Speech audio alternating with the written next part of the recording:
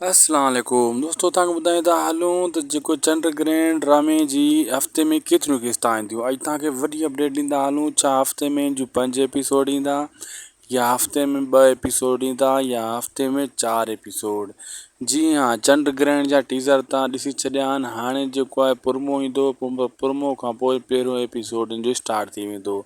असां जेका तव्हांखे लगातार अपडेट ॾिनीसीं, उन जो नतीजो तव्हांजे साम्हूं आहे, ज़ाहिर आहे। तव्हां हाणे कमेंट में असांखे जवाबु ॾेई सघो था त असांजी अपडेट बिल्कुलु सची हुई ऐं खरी हुई, ऐं असां ग़लति कमु न कंदा आहियूं, पकी रिपोर्ट ॾींदा आहियूं। अॼु ताईं ही कल्ह खां वठी मां तव्हांखे टीज़र ॾेखारिया, टीज़र अची विया आहिनि ऐं ही चंड ग्रहण ड्रामे जा आहिनि।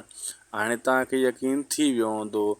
इन ख़ुशी में लाइक भी करे छॾियो ऐं सब्सक्राइब भी करे छॾियो ऐं दोस्तनि खे शेयर भी कयो। दोस्तों, ही चंड ग्रहण ड्रामो हफ़्ते में 2 एपिसोड ईंदा। छाजे करे ही सीरियल ड्रामो आहे।